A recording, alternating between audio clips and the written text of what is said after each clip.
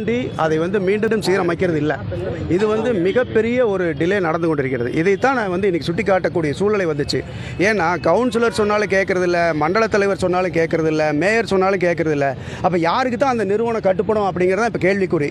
இதை இன்றைக்கு நான் இத்தனை அலுவலர்களுக்கு நடுவில் மாமன்ற கூட்டத்தில் பேசக்கூடிய அளவுக்கு இன்றைக்கி அந்த சாலைகளை அவங்க பார்த்திங்கன்னா சரியாக சீரமைக்காமல் இருக்கிறாங்க. அதே மாதிரி சீரமைச்சிட்டதுக்கு அப்புறம் மீண்டும் ஒரு இடத்துல தோண்டணுங்கிறது கிடையாது. ஒரு பக்கம் பார்த்திங்கன்னா தோண்டி மூடுறாங்க, சீரமைக்கிறது இல்லை, இன்னொரு பக்கம் தோண்டிகிட்டே போகிறாங்க. அதனால் மக்களுக்கு பார்த்திங்கன்னா செல்லுமிடம் எல்லாம் பிரச்சனை. காலையிலேருந்து ஒரு இடத்துக்கு போயிட்டு வர்றதுக்குள்ளே மக்கள் படும் கஷ்டம் மிகப்பெரிய கஷ்டம். இது அத்தனைக்கு காரணம் இந்த சூயஸ்னால தான் அப்படிங்கிறது எல்லாத்தினுடைய கருத்து. இது அத்தனை மாமன்ற உறுப்பினர்களும் சொல்கிற கருத்து தான். சில இடத்துல அவர்கள் சொல்கிறது பார்த்திங்கன்னா மேலிடங்களுக்கு கரையாக போகிறதில்ல. அதனால தான் இன்றைக்கி நான் இதை மாமன்ற கூட்டத்தில் பேசக்கூடிய அளவுக்கு நிலைமை இருக்கிறனால தான் நான் பேசுகிறேன். என்ன மாதிரியான அழுத்தம் முதல்வர்கிட்ட நமக்கு கொடுக்க போகிறோம் சார்? சூயஸ் இல்லை, முதல்வர்கிட்ட இப்போ மீண்டும் இவர்கள் நாம் இப்போ சொல்லியாச்சு. குறிப்பிட்ட காலகட்டத்திற்குள் அவர்களை சீரமைப்பு பணிகளை செய்யவில்லை என்றால் அமைச்சரிடமும் பொறுப்பு அமைச்சரிடமும் மாமன்ற அதாவது நம்ம முதல்வர் அவர்களிடமும் நாங்கள் இதை பற்றி கொண்டு போவோம். எப்படி லஞ்சம் வாங்கலான்னு சொல்ல அவர்கள் சரியான முறையில் பார்த்தீங்கன்னா அந்த அளவீடு செய்கிறது இல்லை. பார்த்தீங்கன்னா இப்போ கார் ஷெட் இருக்குது, கார் ஷெட்டை வேணும்ட்டே அளக்கிறது, இப்படி மக்களை அலக்கழிக்கிறது. விடுபட்ட வரி இனங்களுக்காக அரசாங்கம் இதை பண்ணது நல்ல விஷயம். ஆனால் கீழே இருக்கக்கூடிய அந்த பில் கலெக்டர் போன்றவர்கள்லாம் பார்த்தீங்கன்னா கார் செட்டுக்கு போடுறது, அதெல்லாம் வரியை போடக்கூடாது. இப்படி போட்டு மக்களை பயமுறுத்திட்டு இருக்கிறாங்க, மக்களை கஷ்டப்படுத்துகிறாங்க. அதற்கெல்லாம் வரி போடக்கூடாது, அப்படி பண்ணக்கூடாதுங்கிறதுக்காக தான் அந்த மாதிரி காரணத்துக்கு சாலையோர ஆக்கிரமிப்பு கடைகள் அதிகமாகிட்டே இருக்குது. அதை பார்த்தீங்கன்னா மாநகராட்சியிலையும் கேட்கறதில்ல, காவல்துறையும் கேட்கறதில்ல.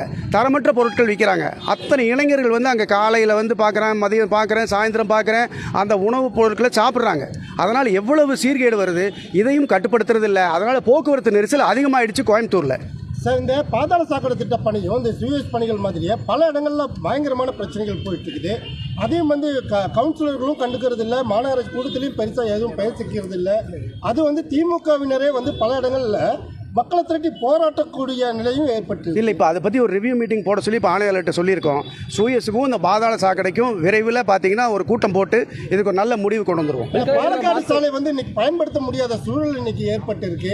திமுகவினரே பல இடத்துல போராட்டங்களையும் முன்னெடுக்கிறாங்க இது சம்பந்தமா. பாலக்காடு சாலை குனியமுத்தூர்ல சரி பார்த்துலாங்க. அதெல்லாம் இன்ஸ்பெக்ஷன் பார்த்துட்டு ஆணையாளரும் தயாராக தான் இருக்கார். நாங்கள் விரைவில் அந்த இடத்துலலாம் ஆய்வு செய்து உடனடியாக நடவடிக்கை எடுக்க ஏற்பாடு செய்யப்படும். கூட்டணி கட்சியில் இருக்கிற கம்யூனிஸ்ட் காங்கிரஸ் இப்போ போராட்டம் பண்ணிட்டு இருக்காங்க. ஆமாம், இந்த ட்ரோன் சர்வேனால தான் அவங்களுடைய பேச்சு தெரிவிக்கல. அவங்க சொல்கிறதும் காரணம் கரெக்டு தான். அவங்க ஆர்ப்பாட்டம் பண்ண தேவையில்லை, பட் அவங்க சொன்ன காரணம் கரெக்டு தான். அதே காரணத்தை தான் நானும் சொன்னேன்.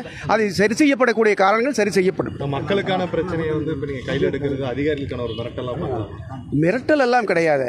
அதாவது அதிகாரத்தை அந்த நிர்வாகத்தை சீர் செய்யணும் அப்படிங்கிறத கோரிக்கை. பில் கலெக்டரில் மாற்றணும்னு சொல்லியிருந்தீங்க. பில் கலெக்டர் சரியாக பண்ணலைன்னா அப்புறம் அவர்களுக்கு அடுத்தது மாறுதல் தான். கருத்தடை விவகாரத்தில் கூட பணநோக்கில் செயல்படுகிறார்கள், நானே பார்த்து வச்சிருக்கிறேன், நீங்களும் நடவடிக்கை எடுப்பேன்னு சொல்லிக்கிறீங்க. ஸ்ட்ரிஞ்சன்ட் ஆக்ஷன் நீங்களே எடுக்க போறீங்க? கண்டிப்பாக அதற்கு அடுத்த கூட்டத்தில் அதை பேச தான் போகிறேன். இதற்காக ஒரு கூட்டம் போடணும். அதில் சில தப்பு நடக்குது. சில என்ஜிஓ என்ற போர்வையில் சில தவறுகள் செய்கிறார்கள்.